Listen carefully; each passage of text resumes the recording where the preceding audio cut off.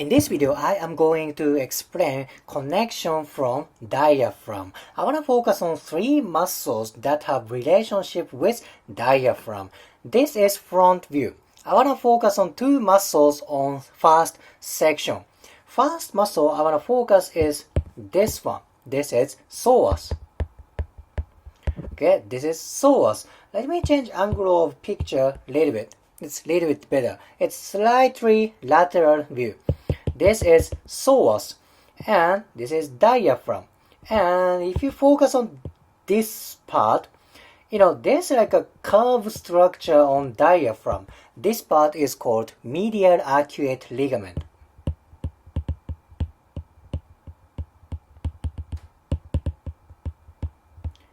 Medial arcuate ligament. And psoas and diaphragm have connection at the level of medial arcuate ligament. When you open up anatomy book and look up around psoas section, book doesn't say psoas attaches to medial arcuate ligament. However, if you open up diaphragm section, it says there's connection to medial arcuate ligament. I think it's interesting. Diaphragm, it's important for breathing. Psoas, it's important for core movement, core stability, and hip movement. So, what if your psoas gets tight? Because of this myofascial connection, this tightness may affect for diaphragm, breathing muscle. Vice versa, if diaphragm is not working properly, that goes to affect for psoas. Very important. Now, how come diaphragm gets tight? There are numerous reasons. Maybe that's because of a physical trauma to ribcage, maybe like car accident, sports trauma, you fell on the ground, you fell on the solid surface, such as physical trauma, right? Plus, diaphragm has many surface attachments with internal organs, such as stomach here. Stomach is right here, left side. There's a liver on right side, there's spleen on left side, and there's duodenum right here. Duodenum has slight relationship with diaphragm. Kidneys also have relationship with diaphragm. Maybe somebody's internal organs get dysfunction. Of course, diaphragm needs to take dysfunction and tension and tightness, right? So, because of internal organ dysfunction, diaphragm can get tight. Now, your psoas may be tight. Same as diaphragm, psoas has also many relationships with internal organs, such as kidneys right here, Also, duodenum has relationship with psoas, and large intestine has relationship with psoas, and of course for small intestines. See, many internal organs have relationship with psoas and diaphragm. Thus, dysfunction of psoas and diaphragm can be from internal organ dysfunction. This is very important thing to know. Because of internal organ dysfunction, psoas gets tight. Now, what's going to happen? Maybe lumbar spine disability, maybe lumbar spine tightness, hip tightness, and of course for breathing tightness. Oh my gosh, very important structure. Alright, this is about psoas. Let me talk about next muscle. Okay, next muscle is this one. This is quadratus lumborum.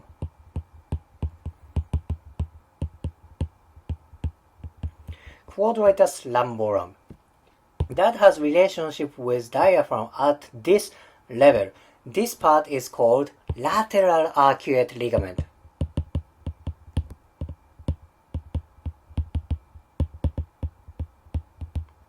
That sounds familiar, right? I was just explaining about medial arcuate ligament. That is for psoas and diaphragm. This is about lateral arcuate ligament. There's a relationship between quadratus lumborum and diaphragm. Now, quadratus lumborum is very important for low back pain, tight low back. Why is that? Because it's simply this muscle attaches to so many places around core. This muscle attaches to 12th rib, transverse processes of lumbar spines. So transverse processes, then that attaches to ilium. If this muscle gets tight, that affects for ilium, transverse processes, and 12th rib. Additionally, there's relationship with diaphragm. So if this part gets tight, of course, diaphragm gets tight. Vice versa, if diaphragm gets tight, quadratus lumborum gets tight. Additionally, quadratus lumborum also has relationship with internal organs, such as kidney. Kidney is just about here. In psoas part, I believe I put kidney here. I apologize, this is wrong place. Kidney is kind of between psoas and quadratus lumborum and has articular surface with diaphragm. So kidney is about here. Kidney has relationship among psoas, quadratus lumborum, and diaphragm. Very important organ for core muscles, breathing muscle. Okay? So, diaphragm tightness affects for quadratus lumborum. Quadratus lumborum, very important for low back pain, tight low back. Tight quadratus lumborum may affect for diaphragm. Very important. Alright, this is about two muscles that are deep muscles, deep core muscles. I want to go to slightly superficial muscle. It's still deep, but it's superficial compared to psoas and quadratus lumborum. Next muscle is this one. This is transverse abdominis.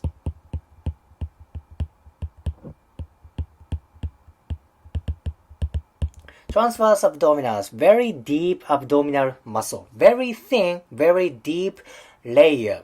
This muscle attaches to this part, costal cartilage. It's around here. However, if you remove costal cartilage, there's no costal cartilage on this side. It looks like there's no obvious separation between transverse abdominis and diaphragm. Yes, transverse abdominis and diaphragm are on same layer, same depth. So if you dissect costal cartilage, there's connection between transverse abdominis and diaphragm. What can I say? Transverse abdominis is important to maintain abdominal pressure and trunk stability. Okay? Basically about stability and maintenance. What is function of diaphragm? Breathing, of course. Breathing and core stability, abdominal pressure are strongly related. If transverse abdominis is not working properly, maybe diaphragm doesn't work properly. Vice versa, if diaphragm doesn't work properly, transverse abdominis doesn't work properly. Maybe this relationship is so important for yoga practice, Pilates practice, and many sports for many dance athletes. Very important for core stability and breathing. Transverse abdominis. At last, let me explain deep muscle just little quick. This muscle is the inside part of thorax. This is transverse thoracic.